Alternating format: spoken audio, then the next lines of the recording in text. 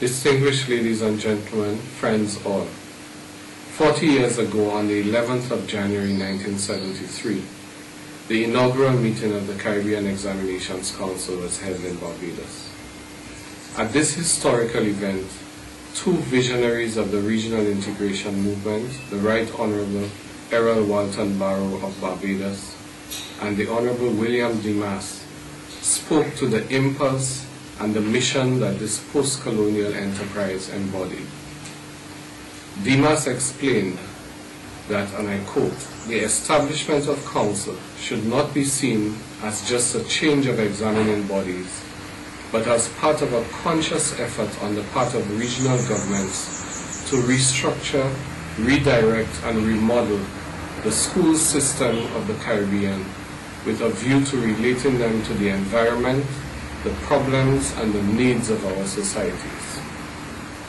Barrow was even more transformative in his expression of that vision, and he said, I quote, "I consider the Caribbean Examinations Council to be an instrument of change. The time is therefore ripe to take this step to Caribbeanize our education as well as the whole system of examinations which influences educational practice and methodology." It took a further 6 years of meticulous and painstaking foundation building and systems design before the first examination, the Caribbean Secondary Education Certificate, was offered to a cohort of 30,276 candidates from 13 participating territories. 40 years later, just under 6.5 million Caribbean citizens from 19 territories, including 3 of the Dutch-speaking Caribbean, have participated in this particular certification. 40 years later, the Caribbean Examinations Council offers a full suite of examinations and certifications that can support the emergence of a seamless education system in the region, from primary to pre-university. 40 years later, CXC certification is accepted internationally on all continents of this highly competitive world.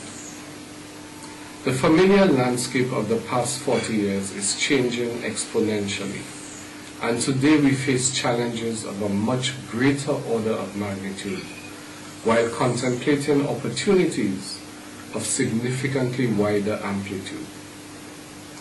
And while we celebrate and applaud the accomplishments of these past 40 years, we must be guided by the acute awareness that what got us through this period will not get us through the next 10 years. The world is an infinitely more competitive arena. Knowledge has been elevated to being a game-changing factor of production.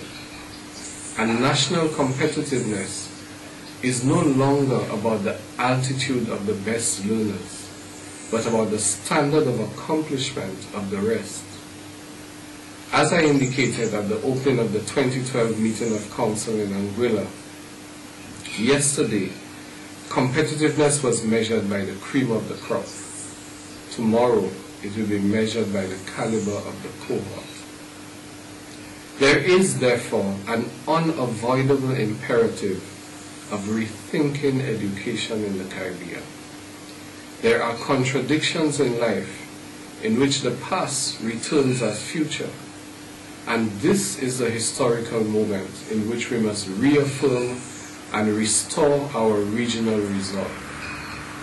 This 40th anniversary is the time to recommit to that vision, far ahead of its time, that understood the power of examinations to serve as instruments of educational transformation rather than as impositions of petrified standards.